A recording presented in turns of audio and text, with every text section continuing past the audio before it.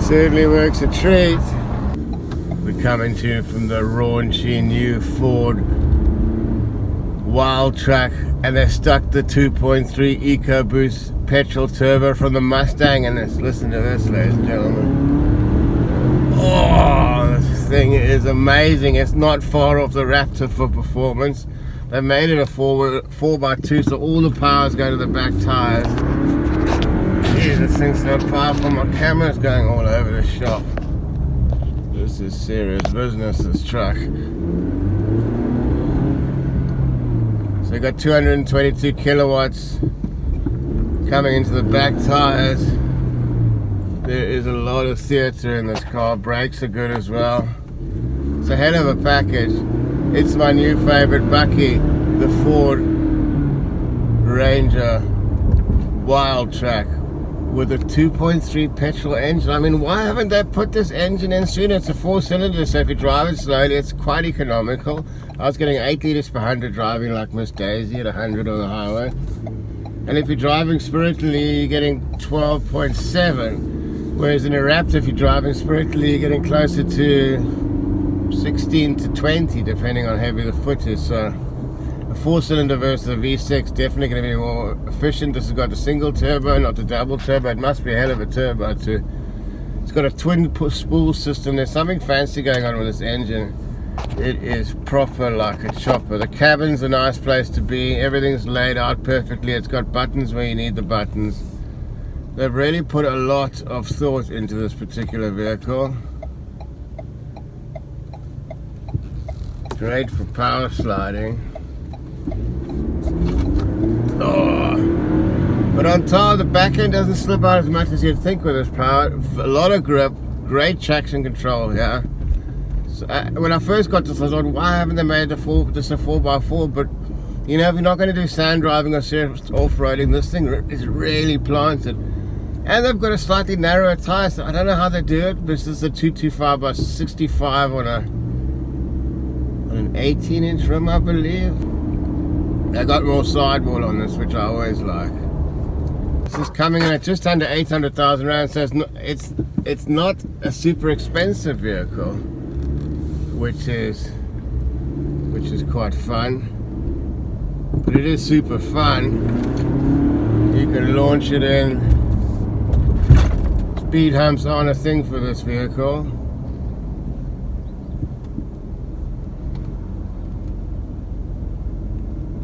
Proper pulsating drive.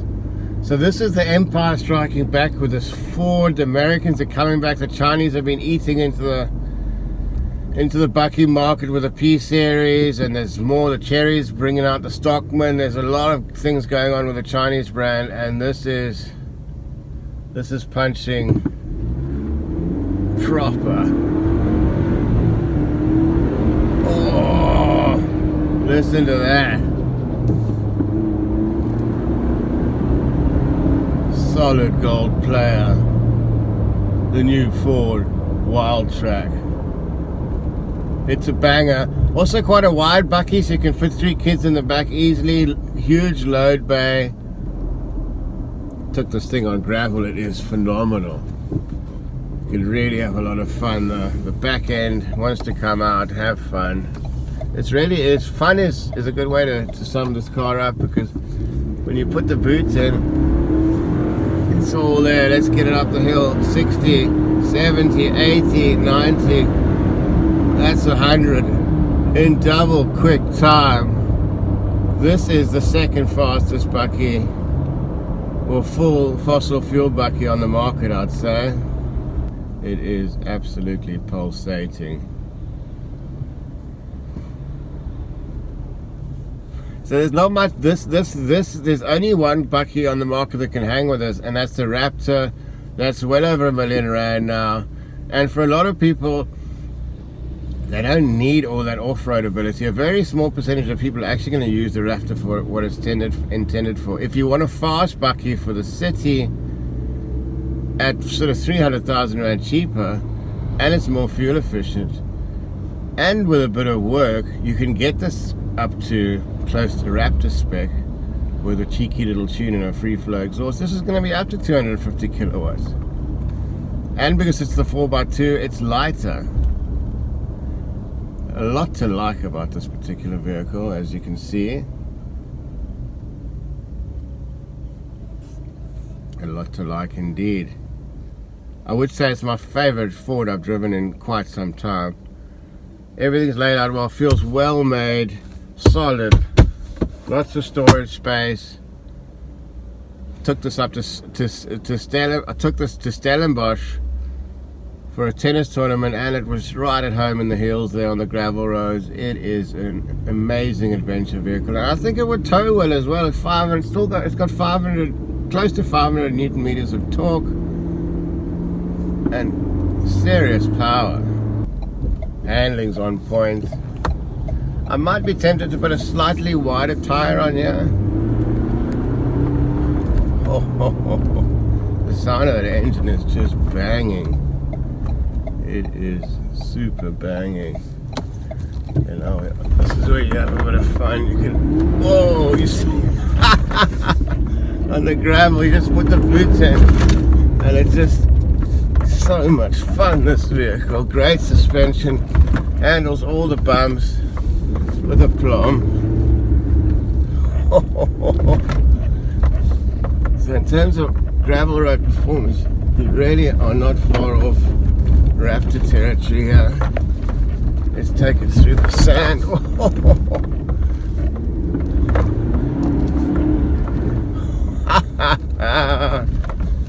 This is proper like a chopper.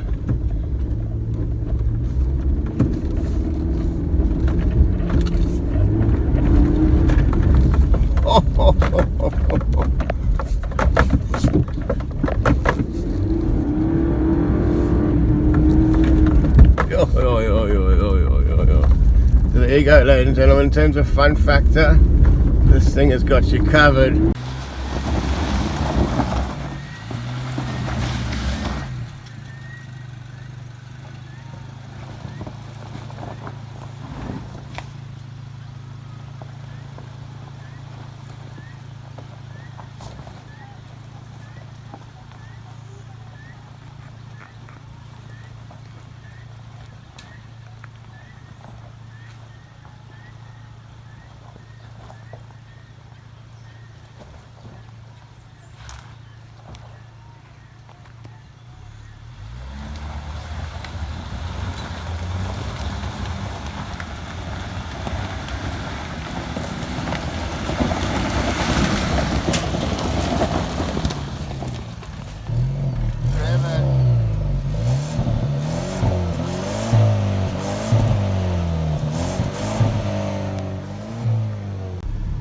All in all, very impressed with this car on gravel and gentle off-road.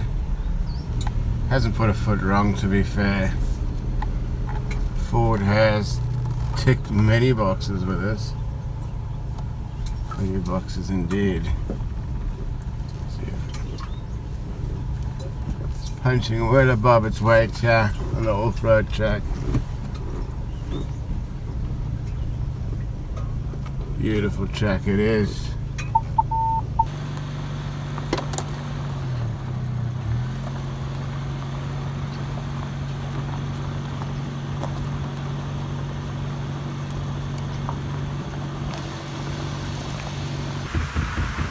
Yes, you've got an automatic tailgate. That's a nice feature. Does it go all the way to the end? Not quite. That's the thing with these things. They don't. Well, I guess they've got to have a space for themselves. And does this thing come up and down at the top? Okay, so there's an interesting bar here. I'm not sure what it's for. But it's good for hanging on to when you're in the back of the bakkie. There's an interesting thing here on the roof. This bar, which is probably great if you, for the kids, if they're on the back and they want something to hold on to, or you want to put your surfboard there. And then if you want to, you can just fold it up like that.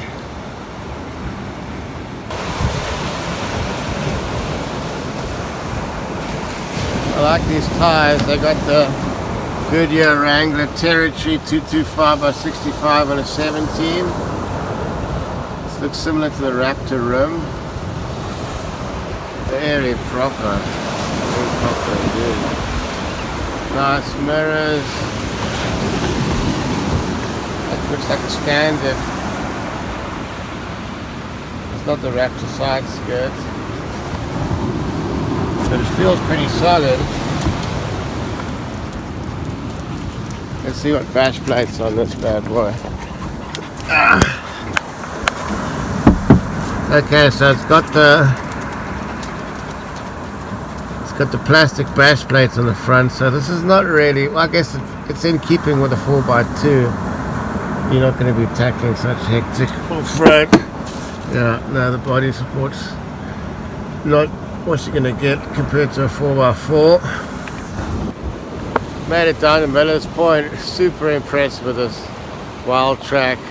One of the best Ford engines in their stable, and pretty fuel efficient for such a high performance vehicle. 221 kilowatts, but it still feels very planted, very difficult to spin the wheels on tar. So I think, you know, unless you're going to do serious off-roading, this is fine. It's got the rear diff and it gets you out to places, ladies and gentlemen. Beautiful. Okay, ladies and gentlemen, this is what all the fuss is about. This is a 2.3 Ecoboost from the Mustang, which they've stuck in this Wildtrak. Excellent decision. I don't know why it hasn't been done earlier. I'd hazard to say the original Raptor should have had this engine. It's a bit more practical than the gas guzzler they got in there at the moment. I mean, it's a very fun engine and super fast. So let the Raptor be that, and this Wildtrak is something else. How does it look here from a engineering perspective? Doesn't look that complicated. There's a few open wires here that in a muddy condition might get a bit clogged up. You can see this thing's done a bit of mud already. Wasn't me this time. I think this car was on the launch and they took it through CMV Export and all sorts of stuff. Boys and girls must have been having fun. Is this the turbo? Where's the turbo on this thing? So it's not such a big engine. You've got lots of space now, which probably makes it easier to work on it. A bit more airy. They do drop the 3-litre V6 in here, which is a bigger engine, but highly impressed with this power plant. One of my favourite Ford engines.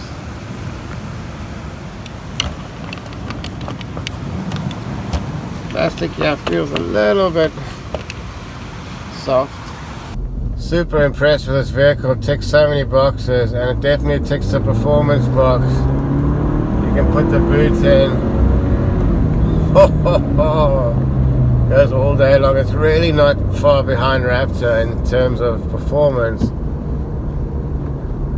And if you're not going to be driving on sand or serious off-road, it feels very planted even though it's a rear-wheel drive.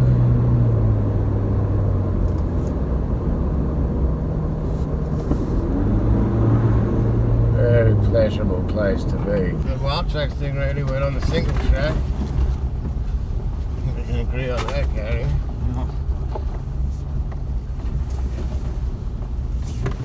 Oh, she had plenty of beans in her.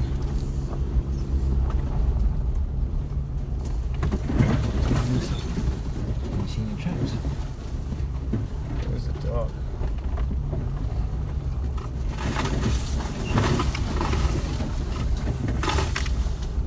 It's the wide car.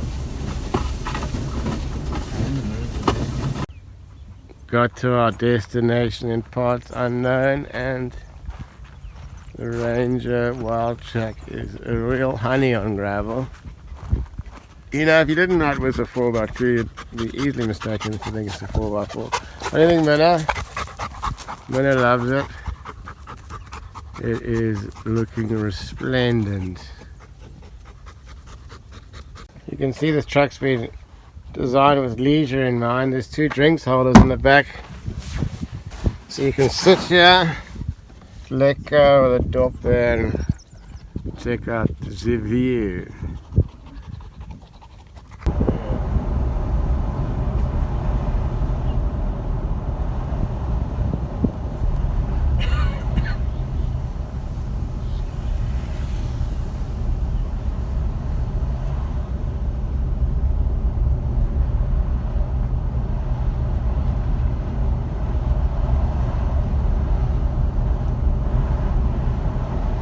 as you can see, the new Ford Wildtrak is one hell of a piece of kit.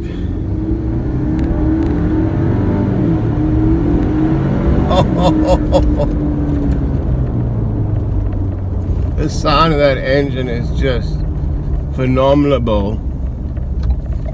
Brakes are also on point, handles well. And when you want to drive it sensibly, it can just be a nice little John Teal cruiser. No dramas. Actually a very pleasant car, quiet in the cabin. So you can be the boy racer and you can be the sensible stuff as well. It really is a car for all seasons. The new Ford Ranger Wildtrak.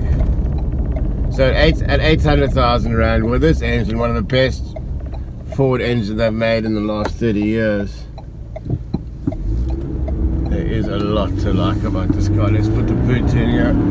60, 70, 80. And you got various modes here. You got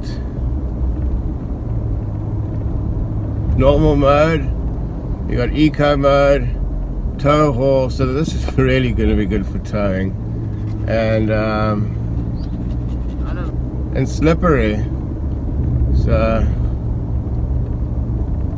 a hell of a lot to like about this car. I'm going to put it on eco mode and we can just dumb it all down a bit. So really impressed with the new Wildtrak. It is, they've often, the Wildtrak has been a sort of an under, you know, there hasn't been as much thought gone into the Wildtrak. It started off as a 3.2 5-cylinder.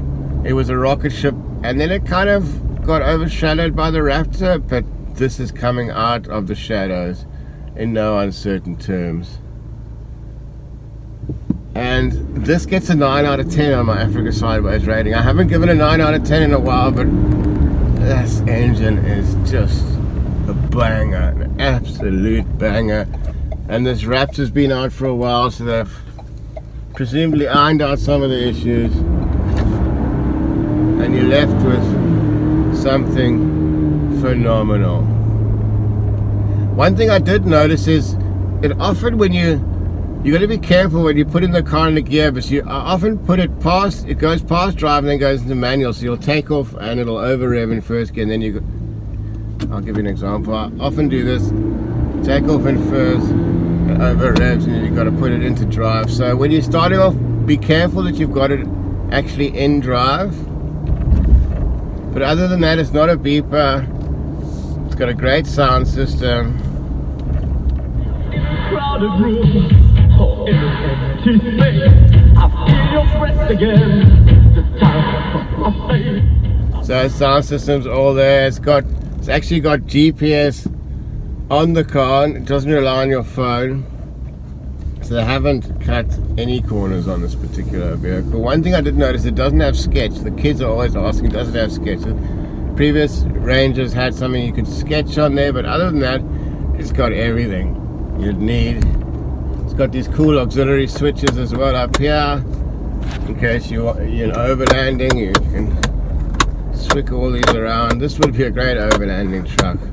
So nothing I don't like about this vehicle. They've got the proper rims, proper tires, proper suspension, proper engine, not too expensive. The Chinese coming in cheaper has forced companies like Ford to really make sure they're priced competitively, and I think this is going to cut seriously into the Raptor market, which is fine for Ford because they're selling Fords either way. And I hope to see this engine in a lot more content in South Africa. So until next time, we'll catch you on Africa Sideways. Peace.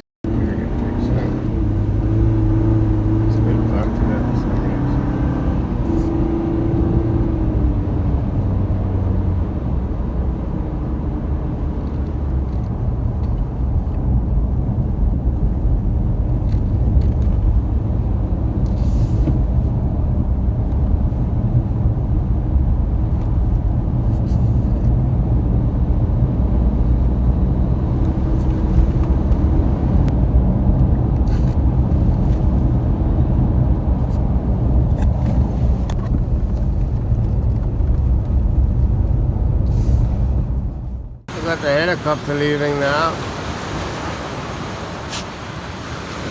You see the blades through the corner of the house.